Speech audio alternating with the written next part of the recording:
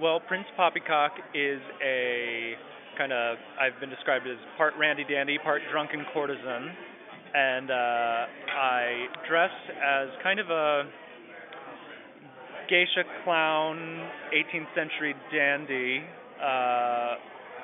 and I sing. It started in 2006. I was studying voice at the time and learning Largo al Factotum, the first song that I sang at the audition.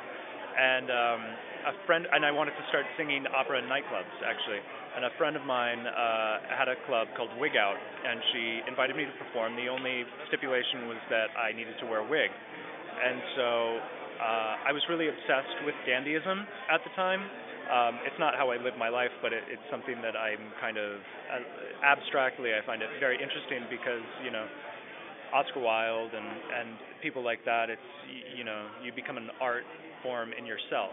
So I kind of, studying the lyrics of the song, it's actually about being a fabulous hairdresser. And most people perform it very butch. When you see that song, they're just like, rah, rah, rah. And really it's just like, oh my God, it's fabulous to be me because I'm the best hairdresser in town. Like literally, like if you look at the lyrics, it's hysterical.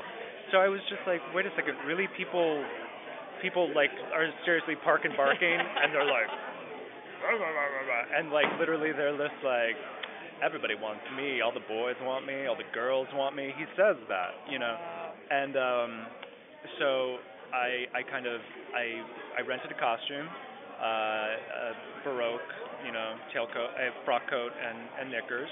I put on a wig, put on a much simpler makeup treatment. Because obviously no one ever wore makeup like me. It's clown. I'm quite aware that I'm a clown, but.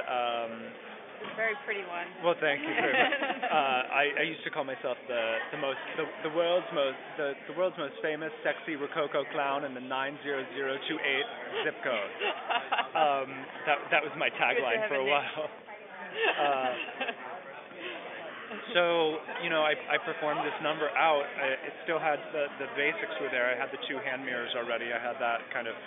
I really wanted to do that, the Figaro. And but it was much simpler, and it was a hit right off the bat, and I just started getting booked, and within the first year I was opening up for significant touring bands, and Ann Magnuson, who was an idol of mine, kind of took me under her wing. I met Christian Hoffman, who is a CBGB's fixture and wrote for Klaus Nomi back in the 80s, and it just kind of the name came about because I was kind of obsessed with the word Poppycock, kind of wanting to do a club based around it, not only because it's a double entendre, but because